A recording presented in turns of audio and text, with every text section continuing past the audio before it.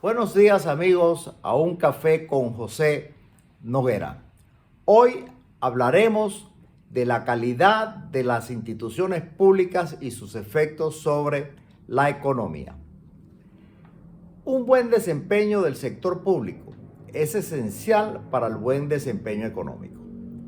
Pero la calidad del sector público es afectada por la ausencia de algunas instituciones esenciales o por el mal desempeño de las instituciones existentes.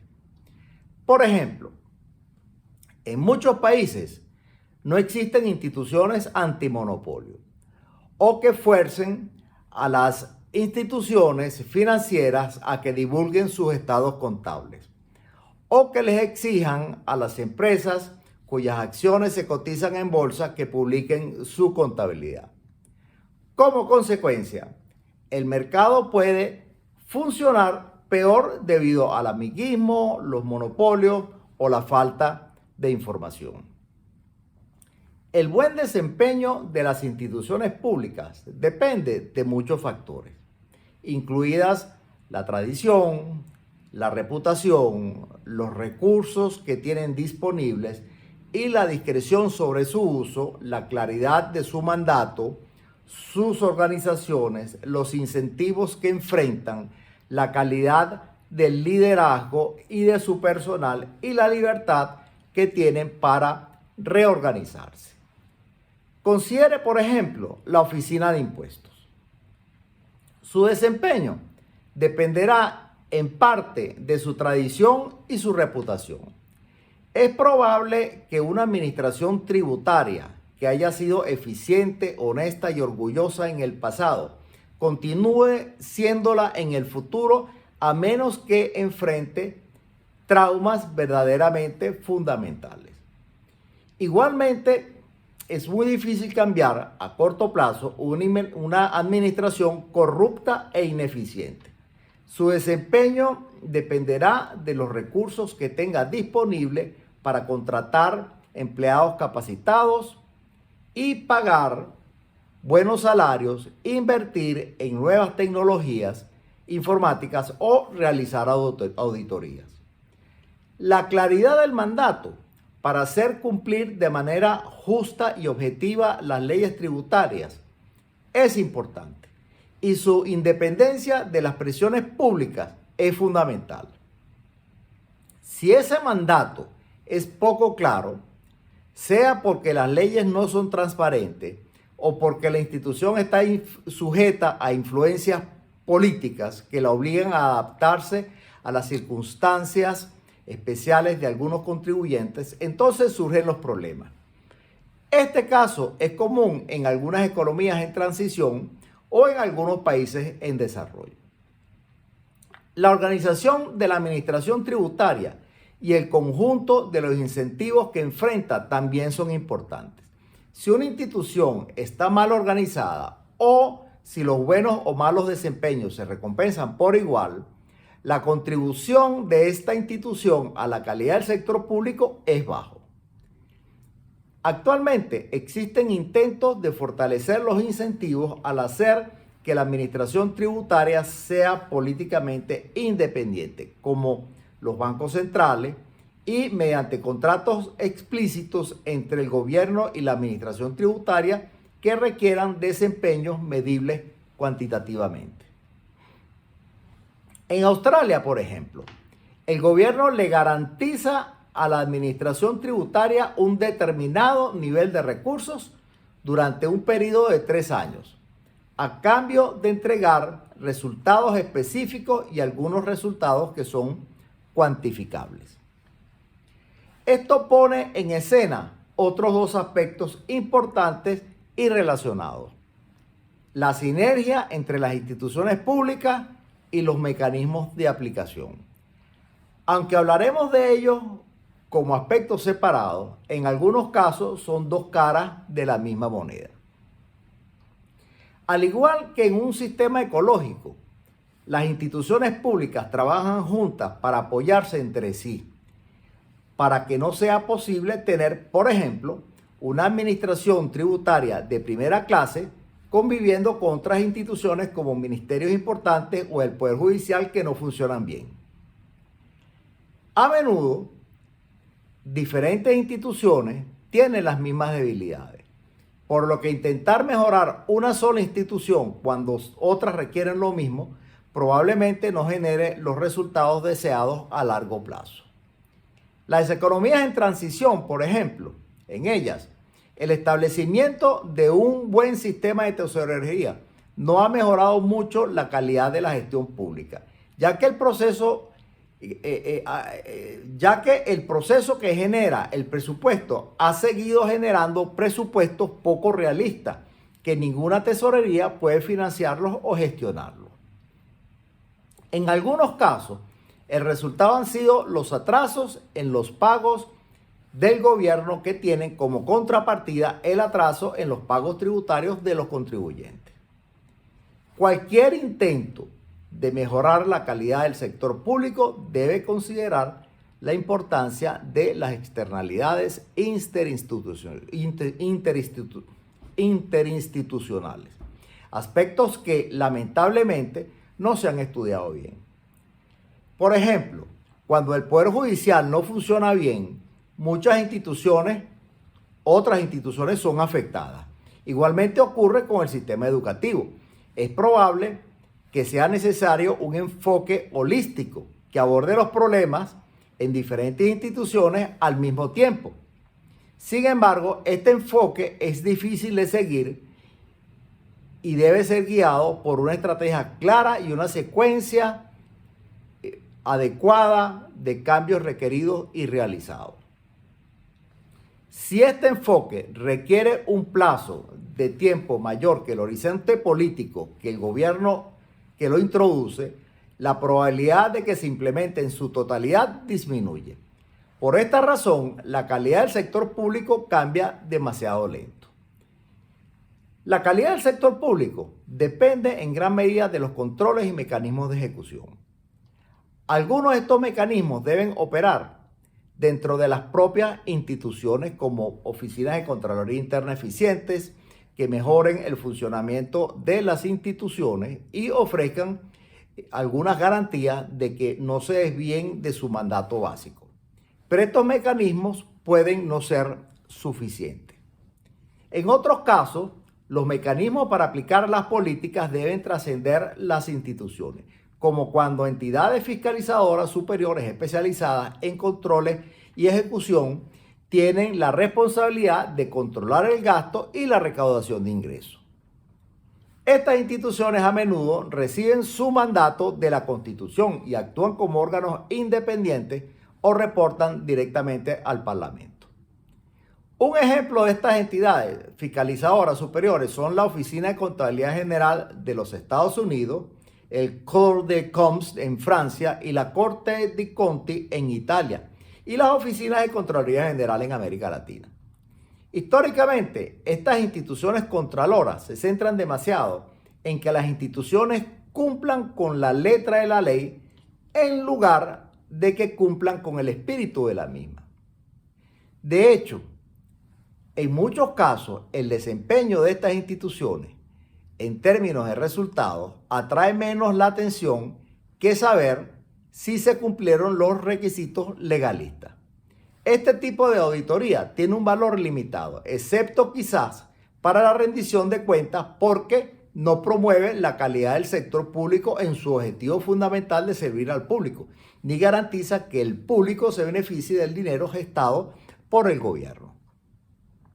En los últimos años se ha iniciado un movimiento para centrarse en el rendimiento en lugar de las formalidades, que intenta evaluar el gasto público en términos de economía, eficiencia y efectividad, pero que requiere de indicadores cuantitativos de desempeño y el costo de las actividades del sector público. Este movimiento ha tenido su expresión más fuerte en Nueva Zelanda y Australia y se ha extendido a otros países, trayendo consigo muchos cambios en los arreglos contractuales y en las organizaciones de las instituciones públicas. Por ejemplo, en los países que lo han adoptado, la permanencia en los puestos públicos ha desaparecido y se han eliminado muchas restricciones a las acciones de quienes dirigen los departamentos.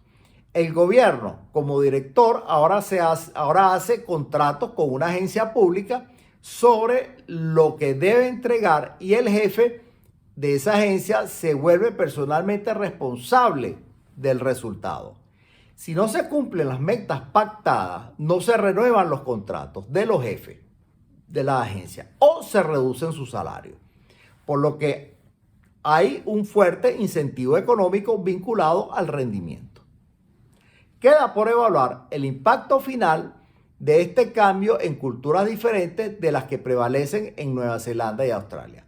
Por ejemplo, en sociedades donde es difícil despedir trabajadores, casi independientemente de su desempeño, y donde la mayoría de los empleados públicos son permanentes en sus puestos, va a ser difícil de implementar estos cambios. Para completar esta discusión sobre los mecanismos de aplicación y control, enfatizamos en dos puntos fundamentales. Primero, la habilidad del enfoque de la contabilidad de caja tradicional que ha caracterizado la medición del funcionamiento del gobierno. El segundo es la medición todavía en desarrollo de las reacciones y preferencias del consumidor con respecto a los servicios del gobierno. Observe que cualquier concepto de calidad de los servicios públicos debe relacionar con el costo de estos servicios y los recursos disponibles para generarlo. Cuanto mayores sean los recursos disponibles, mejor calidad debería esperarse de los servicios públicos. Sin embargo, dado el nivel de recursos disponibles, cuanto mayor sea la eficiencia de la agencia pública, mayor será la calidad de los servicios en cuestión. La primera pregunta, entonces, es ¿cómo medir el nivel de recursos utilizados? Tradicionalmente, las cuentas fiscales y por lo tanto el presupuesto se han basado en la contabilidad de caja o en las transacciones en efectivo. Por lo tanto, el costo de, digamos, la agencia X se mide por la transferencia de efectivo de la agencia X que la agencia X recibe en el presupuesto. Sin embargo, las cuentas basadas en transacciones en efectivo tienen muchas debilidades que ahora los contadores y economistas reconocen mejor. La necesidad de una contabilidad acumulada está ahora bien establecida, al menos en principio, aunque es probable que las dificultades prácticas de su uso retrasen durante algún tiempo la transacción completa de la contabilidad de caja. La contabilidad en valores devengados mide mucho mejor los costos reales de la actividad del sector público, que permitiría auditorías más significativas al comparar los resultados con los costos reales. Por ejemplo, la contabilidad de caja ignora el costo de oportunidad de utilizar activos del sector público como terrenos y edificios, si este uso no genera transferencias en efectivo. Por lo tanto, una actividad que recibe pocas transferencias en efectivo, pero utiliza terrenos o edificios muy valiosos, ahora se evalúa como de bajo costo, lo que está mal. La segunda pregunta se relaciona con el papel de los ciudadanos como contribuyentes y consumidores de servicios públicos en la evaluación de estos últimos. La mayoría de las reformas hasta la fecha, particularmente las reformas basadas en agencias que distinguen entre el principal, que es el gobierno, y el agente, que son las oficinas públicas, representan contratos reales o implícitos entre los intereses de dos productores. Un ejemplo del sector privado podría ser el contrato entre un regulador del sector privado y la industria monopolística que lo regula. Se supone que el regulador representa al consumidor, aunque su función es evitar las ganancias excesivas para el monopolista más que representar los intereses del consumidor. En los acuerdos de Australia y Nueva Zelanda, no está la voz del consumidor. A diferencia del sector privado, donde los consumidores pueden expresar sus preferencias de manera directa, siempre que exista un grado adecuado de competencia en el mercado, esta posibilidad no existe en los servicios públicos. Por lo tanto, algunas reformas buscan encontrar medidas sustitutivas para la preferencia de los consumidores. Hay al menos tres enfoques. Primero, algunos trabajos han recopilado las opiniones de determinados consumidores, no como con una encuesta de consumidores, sino como un ejercicio más amplio que busca comprender, por ejemplo, la opinión de los padres sobre la educación de sus hijos. Estos ejercicios han tendido a ser parciales y limitados en ciertos sectores. Un segundo enfoque son las encuestas formales de consumidores que cubren varios servicios distintos. El Banco Mundial y algunos países o instituciones han lanzado algunas iniciativas en este sentido. Si bien es un avance con respecto al pasado, también hay limitaciones significativas, ya que están esencialmente relacionados con la opinión en lugar de medir acciones o las preocupaciones de calidad, como el problema habitual de las encuestas bien elaboradas que producen opiniones más positivas de las que en realidad el servicio presta. Estas eficiencias llevaron al Reino Unido a principios de los 90 a buscar un enfoque alternativo, la Carta de los Ciudadanos, que intenta involucrar la voz de los ciudadanos para establecer los estándares. Esto se ha hecho de varias formas. Los representantes de los ciudadanos se involucran en establecer los estándares y los contratos de desempeño entre el gobierno y las oficinas públicas. Una vez establecidos los estándares, los consumidores tienen el derecho y los medios para quejarse mediante la provisión de líneas telefónicas directas y otras formas. La respuesta del consumidor se tiene en cuenta al evaluar el desempeño general del jefe de una oficina. El uso obligatorio de tarjetas de identificación para los funcionarios, de modo que los consumidores, a través de su respuesta, puedan recompensar el buen servicio o castigar el mal servicio, es un elemento pequeño pero significativo. En ciertos casos, los consumidores tienen derecho a alguna compensación si el servicio público no cumple con el estándar requerido. Por ejemplo, que el dueño de un boleto en el servicio de trenes tenga derecho a un reembolso si el retraso en la llegada del tren supera un mínimo. Ninguno de estos enfoques es completamente satisfactorio, pero darle una voz a los consumidores para establecer los estándares al comentar sobre las observaciones o no de los estándares y por lo tanto influir en la futura asignación de recursos del sector público probablemente se convierta en una característica importante en los próximos años. También es probable que los incentivos y las sanciones desempeñen un papel cada vez más importante en la promoción de un sector público de mayor calidad. Además de los controles internos y los realizados por la Contraloría, existen otras instituciones cuyo funcionamiento y eficiencia son un ingrediente esencial en la calidad de todo el sector público. De estos, el sistema de justicia es el de mayor importancia. El papel del sistema de justicia en todas sus manifestaciones es fundamental para hacer cumplir los contratos, proteger los derechos de propiedad, garantizar la seguridad de las personas y de sus propiedades, mantener la corrupción bajo control y mejorar la eficiencia de otras instituciones. No es exagerado afirmar que la calidad del sector público y el funcionamiento de los mercados depende significativamente del desempeño del sistema de justicia. Por esta razón, los sistemas de justicia están recibiendo mucha atención en muchos países como Francia, Italia, Portugal y la mayoría de los países de América Latina. En muchos países el sistema judicial está en crisis. Las personas y los derechos de propiedad no son protegidos y los contratos no se hacen cumplir y los procesos tardan años o incluso décadas en concluir. En muchos casos, las personas que infringen la ley no son castigadas o sus castigos son muy suaves o son castigadas mucho después cuando se pierde el efecto disuasorio del castigo. En algunos países, la lentitud o incluso la corrupción del sistema de justicia ha proporcionado un incentivo implícito para la evasión fiscal, la corrupción y otras actividades ilegales porque los delincuentes cuentan con la ineficiencia o la corrupción del sistema judicial para escapar del castigo. En algunos países, el gobierno tarda 10 años o más en determinar si algún acusado de evasión fiscal debe pagar los impuestos no pagados. Y a menudo las sanciones impuestas son insignificantes. Este es un buen ejemplo de la externalidad interinstitucional mencionada anteriormente. Lo mismo puede suceder con aquellos que no cumplen con los términos de los contratos.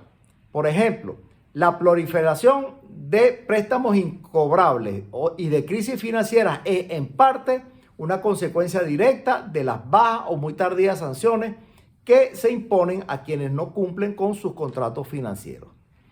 En algunos países, los propietarios prefieren dejar sus apartamentos o casas vacías en lugar de alquilarlas por la dificultad de recuperar los inmuebles al final del contrato. Evidentemente, la falla de la justicia incita a los inquilinos a ignorar a los contratos e impone costos de ineficiencia a la sociedad que mata mercados potenciales. Cuando la justicia es corrupta o ineficaz, se vuelve injusta, porque algunas personas son o se vuelven más hábiles para aprovechar sus puntos débiles. Los ciudadanos respetuosos de la ley acaban pagando el costo y la actividad económica sufre. La igualdad en el acceso a la justicia, a una justicia oportuna, debe ser uno de los objetivos fundamentales del Estado y es uno de los principales requisitos para que exista un mercado eficiente. Si no se cumple este objetivo, la calidad del sector público y el funcionamiento de la economía serán deficientes. Aunque las personas informadas tienen algunas nociones a priori de la calidad del sector público, es difícil y a veces imposible medir objetivamente esa calidad. Aunque se podría realizar una encuesta de percepciones como la usada en las encuestas para medir la corrupción, la información que los encuestados necesitan para dar resultados aceptables es extremadamente alta, por lo que la calidad de la respuesta sería baja. Podría ser más fácil evaluar la calidad de cada una de las principales instituciones del sector público y sopesar de alguna manera su importancia para la calidad general del sector público. Pero dado el número de instituciones y los conocimientos necesarios para evaluarla, una empresa de este tipo también sería muy costosa y no necesariamente lograría los resultados deseados. Una forma alterna es medir el desempeño económico y social del país como los resultados de la economía y atribuir los resultados a la calidad del sector público. Pero este enfoque, por otra parte, es muy limitado. En los últimos años, algunas instituciones y algunos académicos se han enfocado en características particulares que capturan algunos aspectos significativos de la calidad del sector público. El Fondo Monetario Internacional, por ejemplo, se ha centrado en datos que los países podrían producir y poner a disposición del público. La suposición sería que los países que sean capaces de generar buenos datos del sector público y estén dispuestos a ponerlos a disposición del público de manera oportuna, tienen un sector público de mayor calidad. El fondo también ha comenzado a evaluar la transparencia de la política fiscal y las instituciones fiscales. El supuesto es que la falta de transparencia es un indicio de una menor calidad del sector público y que esta falta de transparencia promueve la ineficiencia, políticas deficientes y diversos problemas de gobernabilidad. Con el tiempo, los informes de transparencia pueden estar disponibles para la mayoría de los países. Si son comparables y completos, proporcionarían un buen sustituto de las evaluaciones informales de la calidad del sector público. En los últimos años, se ha prestado mucha atención a la gobernanza y la corrupción en las instituciones públicas, lo que también influye y mucho en la calidad del sector público. Se ha reconocido que la falta de transparencia en el funcionamiento de las instituciones y la falta de controles promueven la ineficiencia y la corrupción. Australia y Nueva Zelanda lideran también la promoción de técnicas destinadas a aumentar la transparencia. La nueva arquitectura del sistema financiero internacional ha recomendado que los países sean más transparentes en la formulación de políticas. Más transparencia probablemente significaría menos corrupción y en general un sector público de mayor calidad y mejor desempeño. Sin embargo, es necesario aprender mucho sobre estas relaciones. También hay que reconocer que las pruebas de transparencia pueden ser superficiales o profundas. Si son superficiales, no son muy útiles para comprender lo que sucede en el sector público. Y si son profundas, pueden requerir una gran cantidad de recursos altamente especializados y costosos. La corrupción es una señal de la menor calidad del sector público. Varios grupos han estado generando índices de corrupción para una gran cantidad de países que buscan medir la percepción de la corrupción. Es probable que, hasta cierto punto, asumiendo que las percepciones reflejen la realidad, estos índices puedan tomarse como sustitutos de la calidad del sector público. Sin embargo, se necesita cautela, porque un país podría tener una burocracia o un liderazgo político honesto, pero políticas e instituciones muy ineficientes. Si bien es importante, la corrupción es solo un aspecto de la mala calidad del sector público. La calidad del sector público solo puede evaluarse en función del papel del Estado. Si el sector público permite que el Estado promueva sus metas de manera exitosa, se puede decir que es de alta calidad. Pero los objetivos deben ser realistas. De lo contrario, no se le podrán hacer frente. Por lo tanto, la calidad del sector público no puede medirse por el resultado de la política, aunque ambos estén estrechamente vinculados a largo plazo. Un sector público eficiente debe ser capaz de alcanzar los objetivos del Estado con poca distorsión del mercado. La menor carga tributaria, la menor burocracia, el menor costo y las menores limitaciones al mercado. El sector público debe tener procesos y resultados transparentes y la corrupción no debe jugar ningún papel en la decisión de los burócratas y los líderes políticos.